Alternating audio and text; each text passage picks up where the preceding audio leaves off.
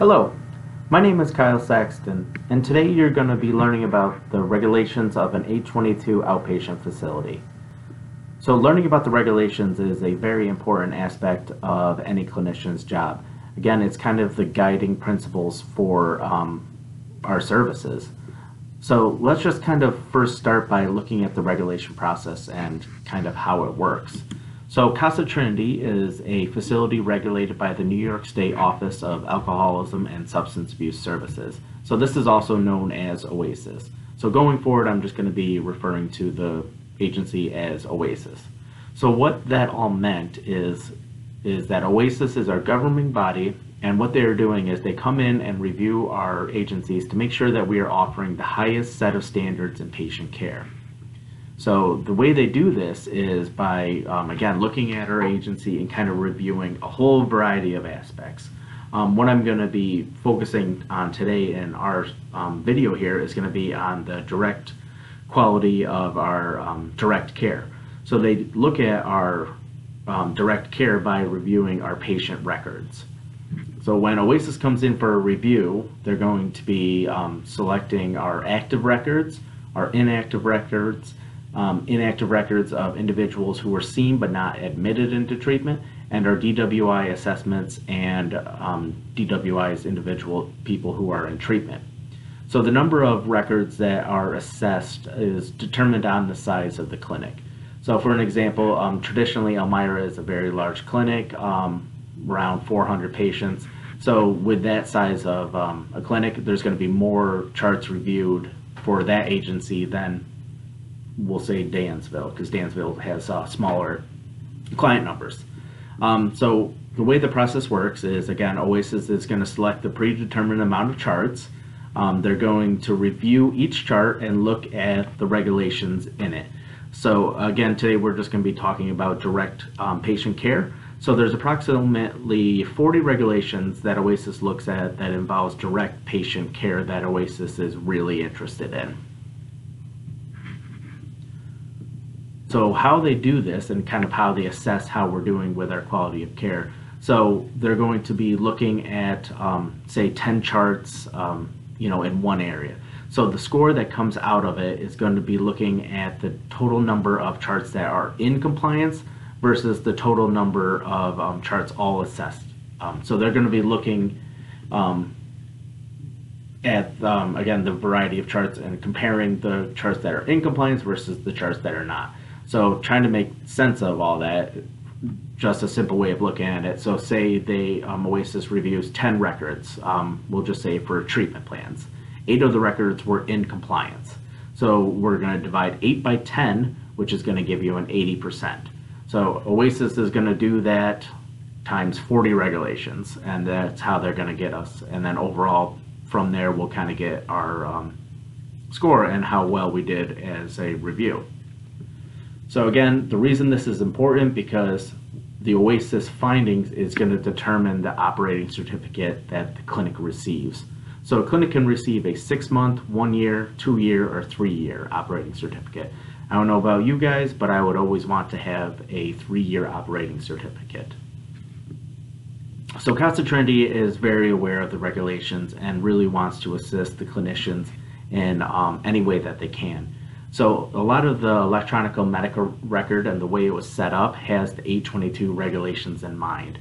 So please use the electronic medical record as a tool. So it's very important to pay attention to the details in the medical record. If it's in the record, it's probably there for a reason. So certain things such as dates and signatures, again, please pay close attention to them because most likely they have something to do with the regulation. Again, things are not normally just put into the EMR just on chance. Again, a lot of times there's a direct reason why it's in there. So also in the same breath, please do not fully rely on the electronic medical record. So again, the EMR is a great tool. A lot of things it's going to do is send you reminders of when things are due. So again, it's a great tool for you, but again, please do not just fully rely on the EMR. So at times, I'm sure you guys all are aware, technology can fail, and ultimately it's going to be on the clinician no matter what. So Oasis does not care if the system sent you an inaccurate due date. Ultimately, it falls on the clinician to make sure that things are done on time. So again, it's always good to have kind of a backup and like an external calendar to kind of keep track of all the due dates. So kind of just going into what we talked about a little bit, we kind of covered this a little bit, but I know when I was doing direct care, I often wondered, like, why do I do all these documents? You know, like, why do we do them? I'm going to just let you know, if it's in the EMR, it's most likely linked to a regulation. So that is why a lot of times we do what we do. Again, it's directly related to our governing body and what they are looking for when they're assessing quality of care. So I'm going to start going into the regulations a little bit. So with this video, there's also a document for you to have, so please get that from your supervisor. So I'm just going to go over the regulations in brief detail. The document is also going to have exploring the EMR and how the regulations tie into the EMR. So that'll be good for your reference. So there is a lot more to regulations than what I'm going over. Again, what I'm going to be talking about in this video is direct quality of care that pertains to what a clinician has to worry about on a daily basis. So if you're interested in learning about the other regulations that OASIS is looking at, please speak with your supervisor and they can give you a copy of the OASIS regulations and the site review instrument for your own reference. So section 1 that I'm going to look into is regulation section A. So this section is all about the intake and admission procedure. So the intake and admission procedure is a major section for OASIS. So there's approximately 12 regulations found in this section. So again, a very big section that's going to be assessed by OASIS. So I'm going to review, just kind of go right from the start of the regulations, kind of working our way down. So regulation A1. So does our screening process show documentation of the use of a screening tool?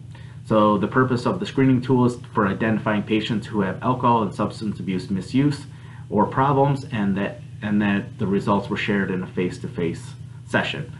So at CASA-Trinity, we satisfied this regulation with the completion of a simple screening tool. So that is the tool that we choose to have kind of for a brief assessment to see if an individual has any problems with drugs or alcohol. Again, it's a very simple kind of process. It's just a couple clicks kind of thing. Again, very simple, kind of walks you through just by opening the document. On the second page, make sure to put the date that you completed it, because you got to show that that date was prior to admission. So again, you want to make sure you get that date in there. That's kind of one of the important parts. The next regulation in the intake and admission process that we're looking at, so it's going to be as follows. So A3. So prior to admission, does the program conduct a communicable disease risk assessment? So they're looking for HIV, AIDS, tuberculosis, hepatitis, or other communicable diseases.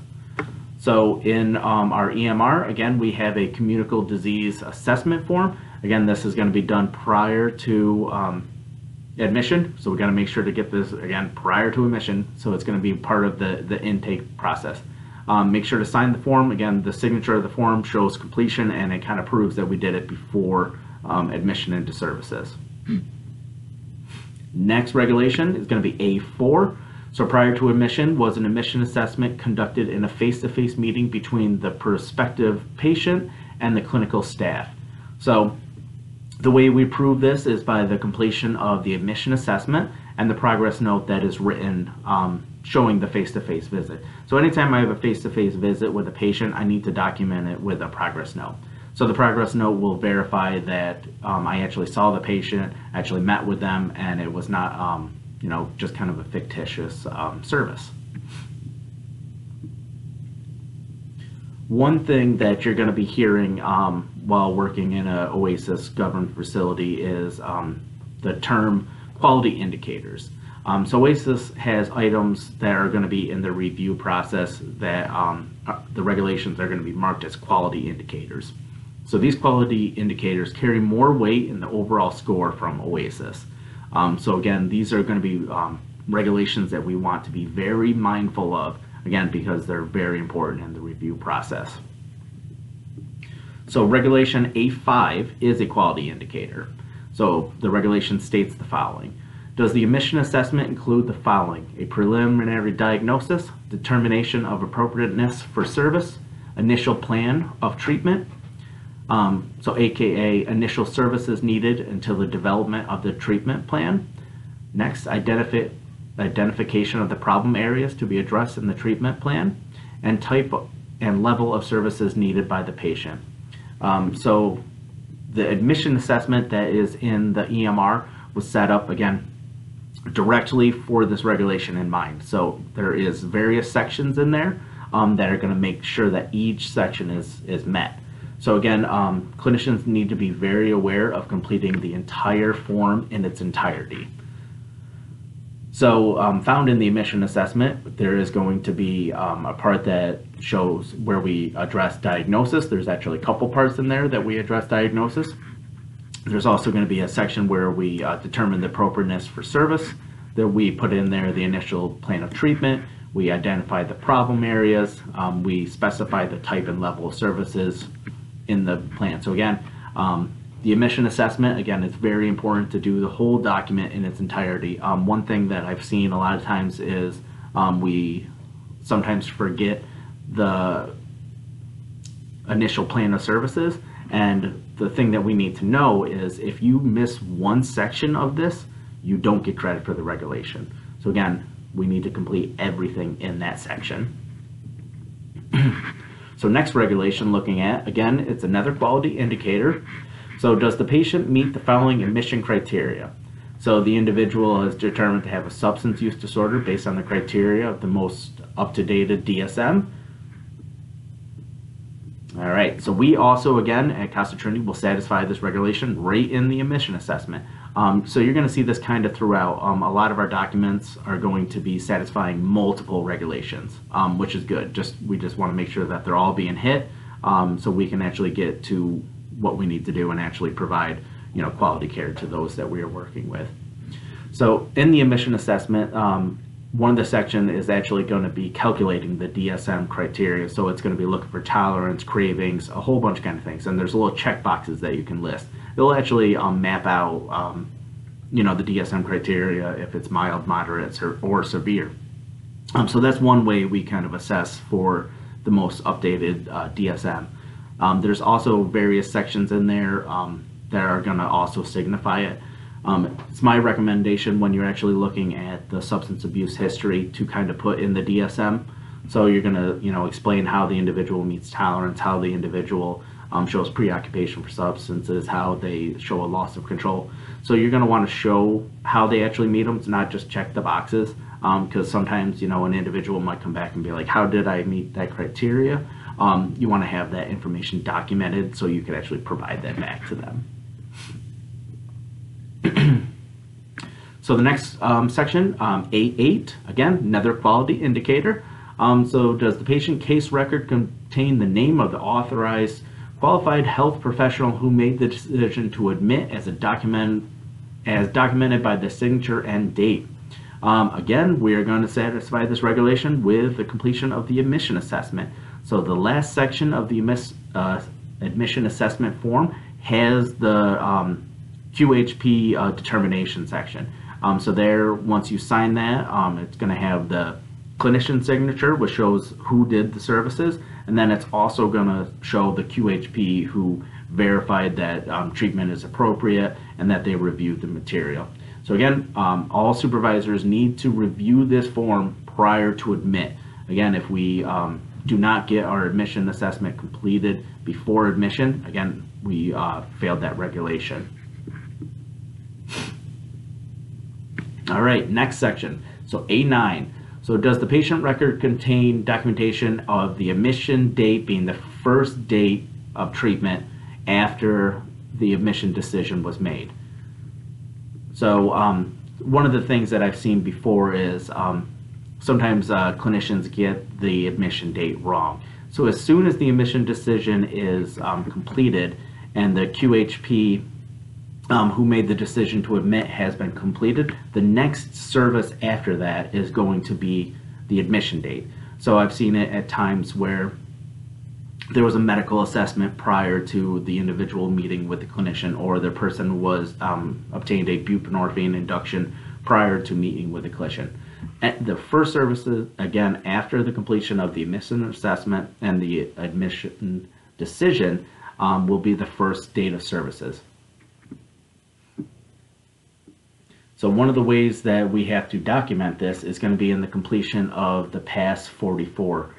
So you're going to learn more about this document with supervision and going on with that. But this form is going to be very important for the administration kind of aspect of treatment. So this PASS 44 is going to be linked directly to OASIS. So OASIS is always going to know how many individuals we have active in our services.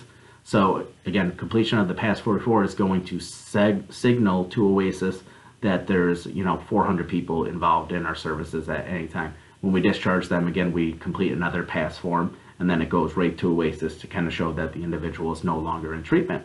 The reason this is important, because say we have 500 individuals in treatment, but then we've only done 300 PASS forms. OASIS only views us as having 300 individuals in our treatment, even though in reality we have 500.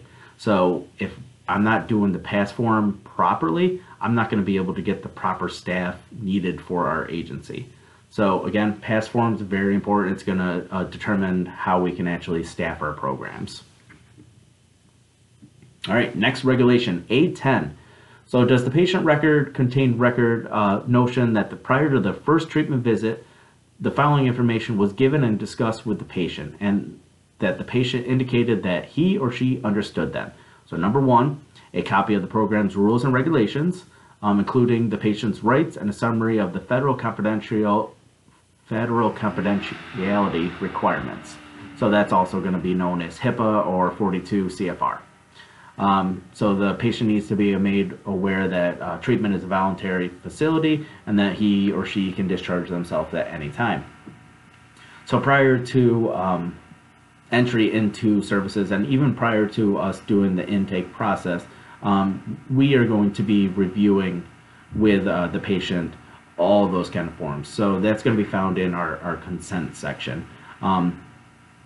But again, it's going to be one of the first things that we do. So we're going to review with the patient, right off the bat, all the rules and regulations. We're going to explain confidentiality to them. We're going to explain how treatment is, voluntary. So we got to make sure that we go over these documents, and the way that we prove this is all those forms that we kind of go over, the clinician and the patient are going to sign.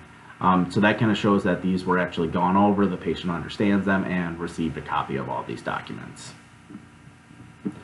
So next, A11. So our consents and releases following the confidential information and following the CFR 42 and the HIPAA laws accurately.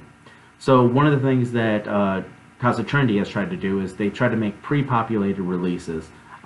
So this is aiming to make sure that the regulations are always satisfied. Again, I would not fully rely on technology. I would like you guys to be able to assess the releases yourself to make sure that they're actually having the proper information in there.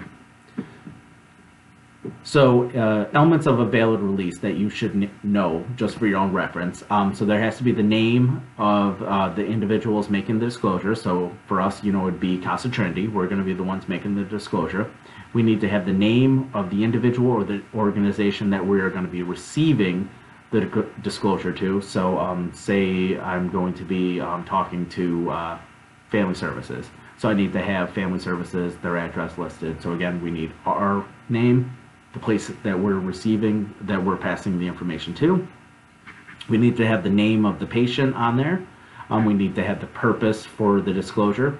We need to list out what kind of information we are allowed to disclose.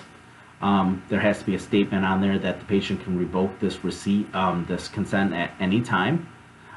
We need the date in which the release will expire. And then also there's going to have to be the signature of the patient, and then there's going to have to be a signature of the individual doing the release. So again, just if you can just make sure that those are always there, you'll be covered.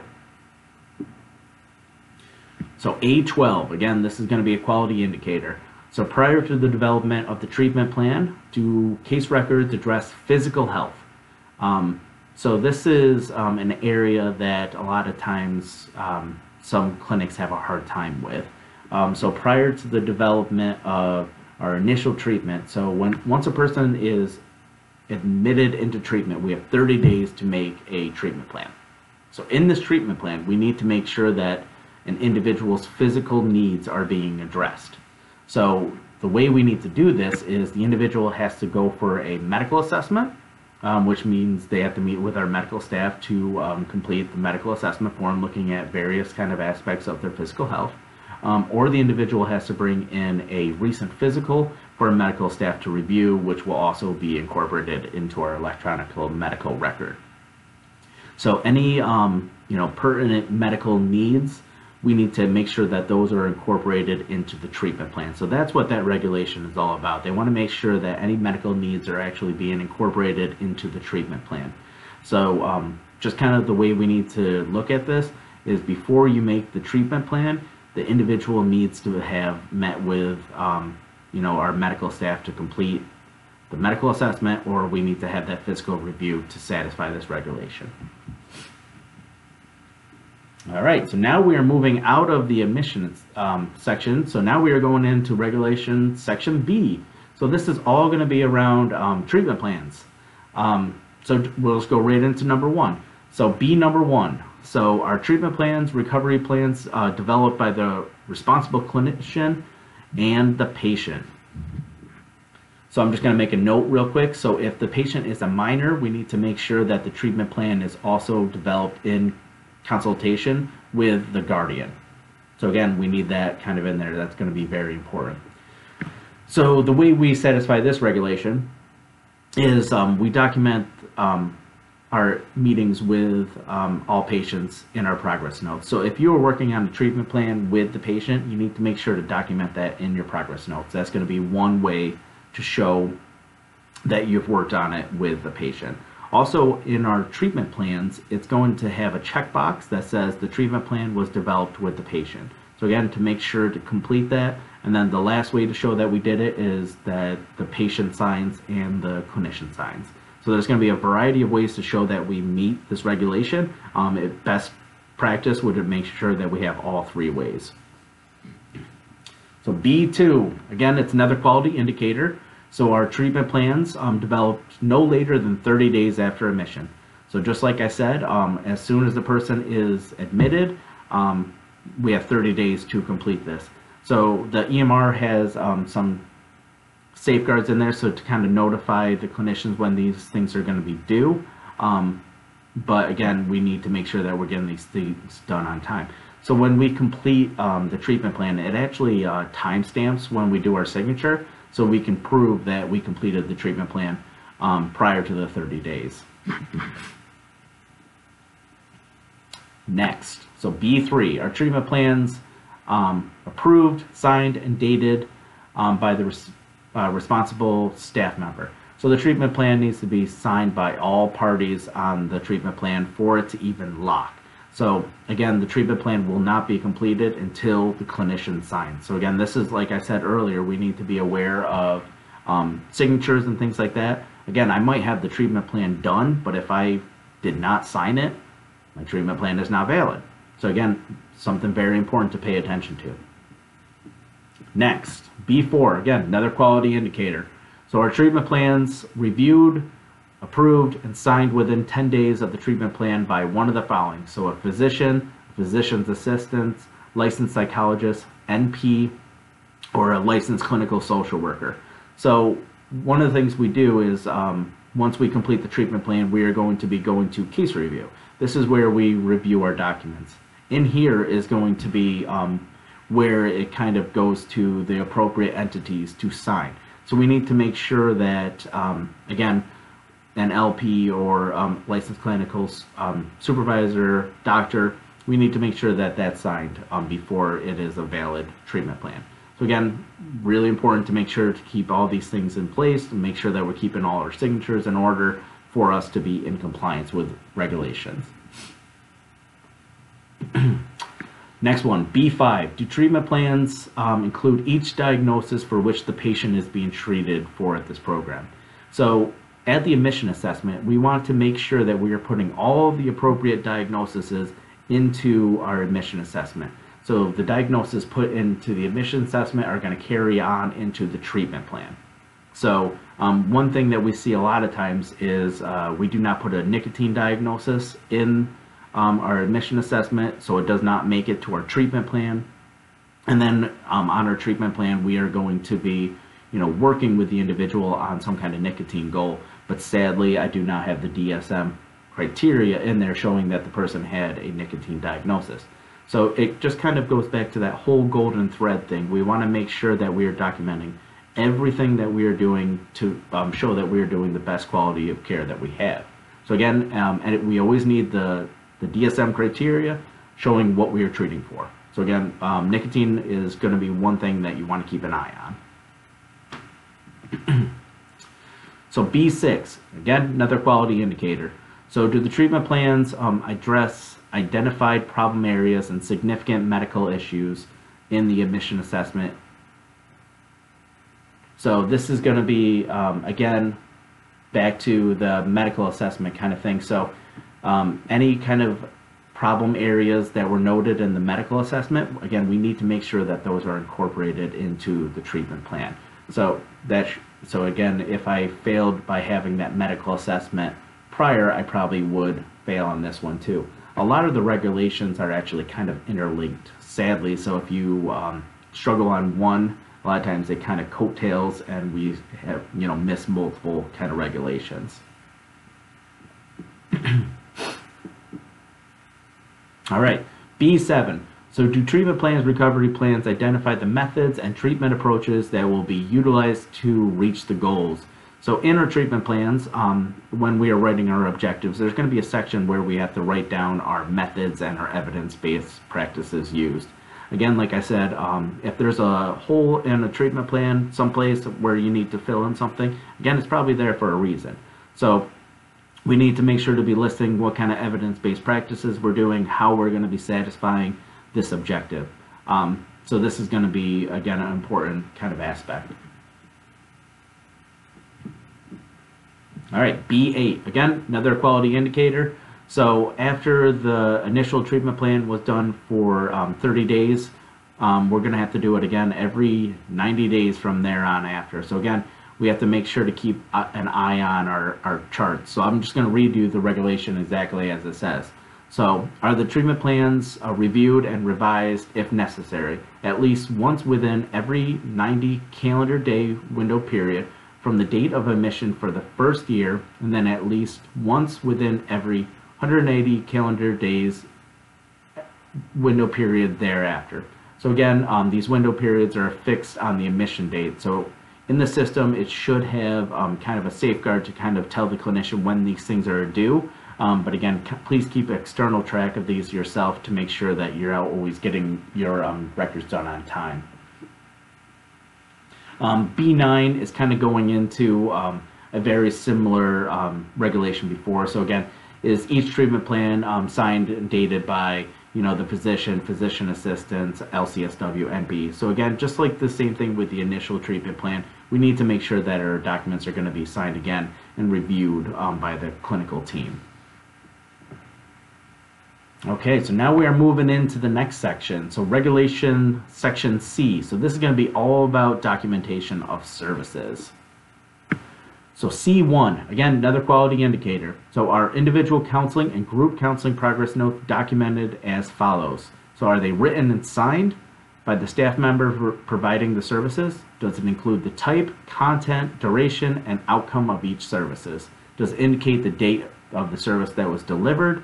And does it include the relationship with the patients developing the treatment plan goal and where they are at in the goal? Does it include any recommendations and determinations for continued or revised services?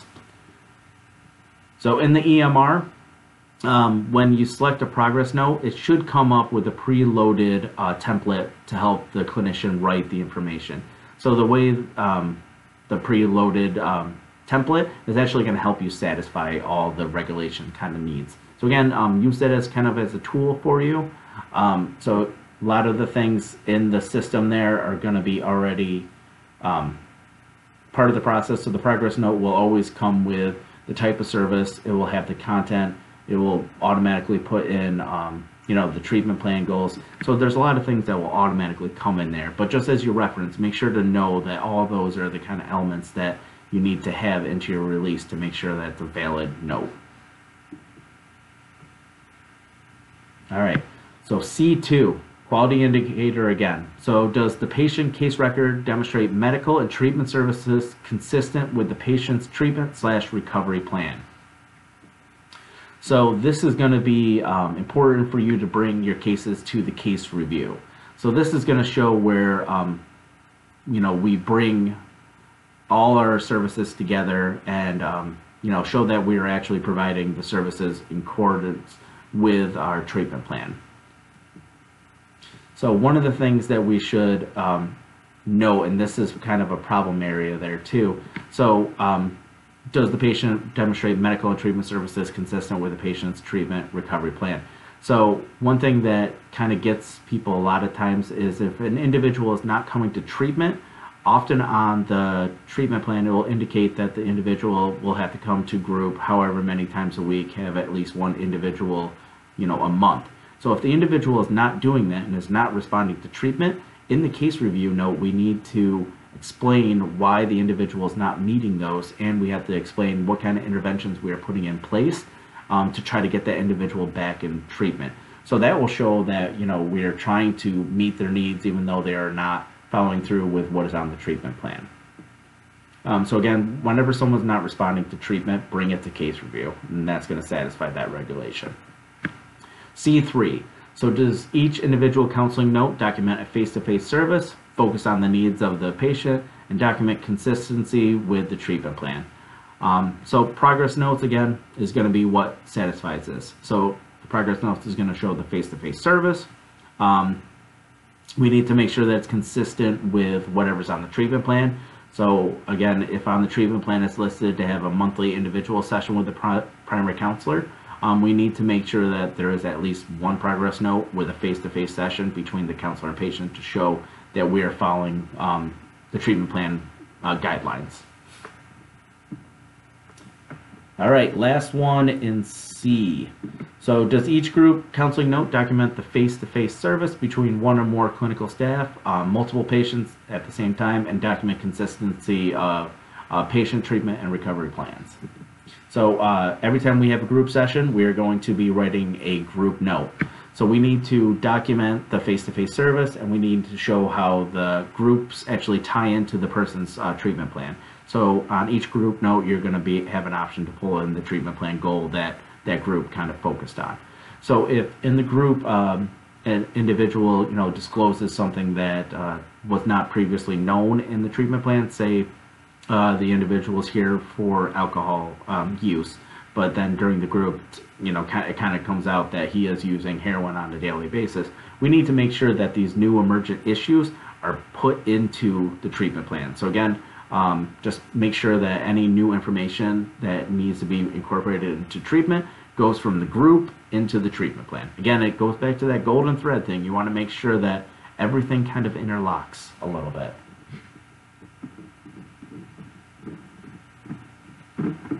All right, so we are getting close to the end here, everyone. So we have two more sections.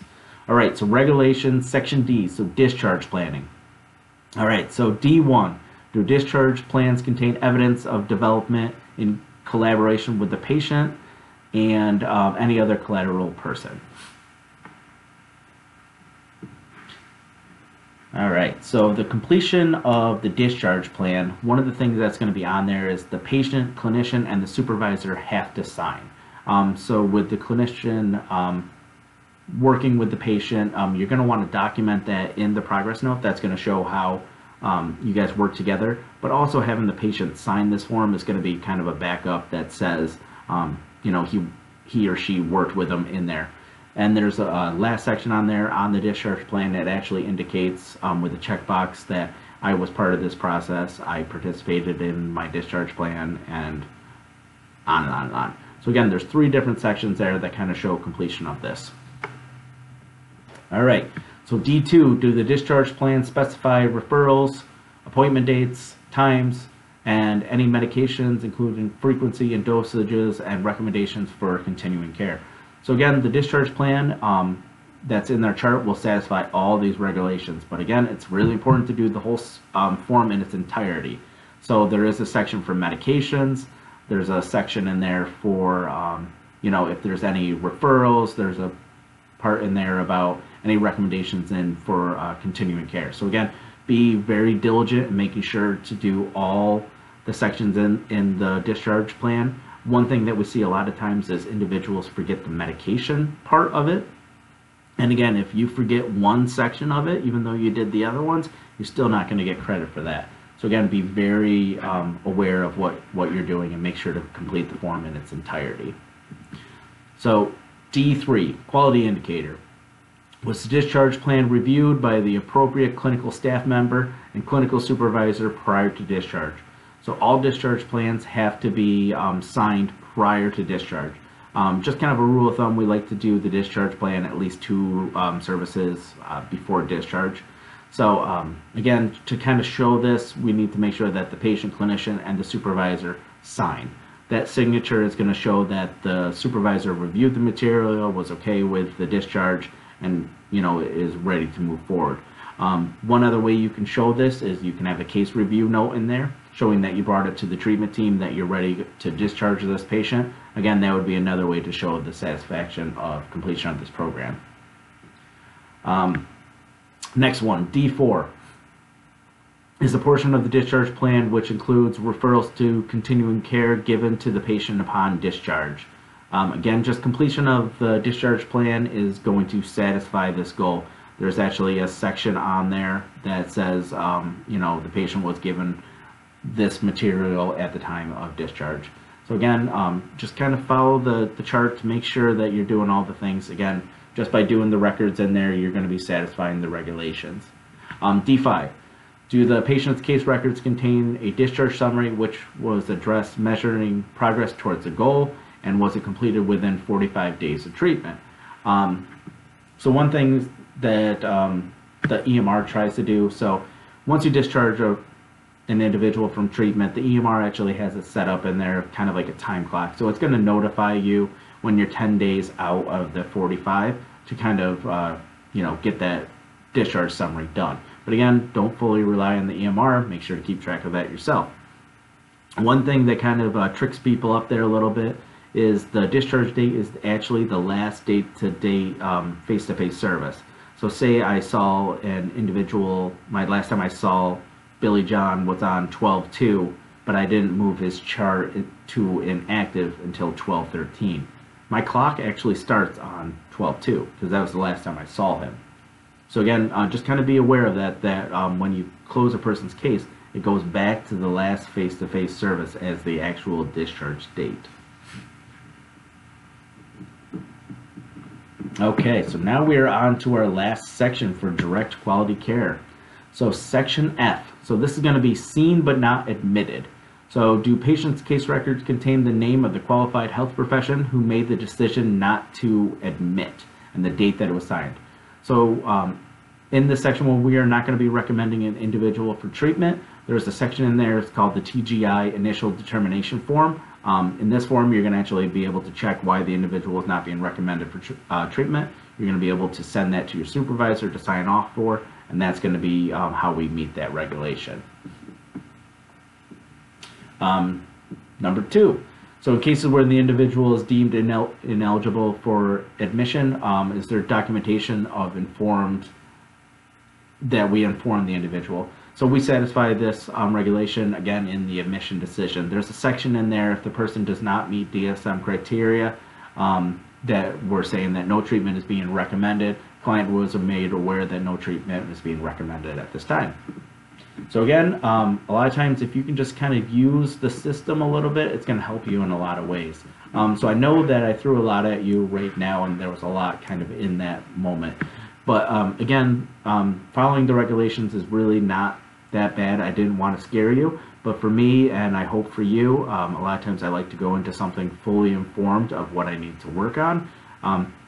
So if you have any questions, please, see your supervisor, kind of ask questions. There's a lot of material out there that can help you with these regulations. So one thing I would encourage you to be familiar with is kind of look up the OASIS site review instrument, and that's going to be showing all the regulations. Again, it's just kind of something for your reference to keep in mind, why am I doing the things that I'm doing here at, CASA-Trinity. Well, I thank you for your time. I hope it wasn't too painful for you, and good luck with everything. Thanks again.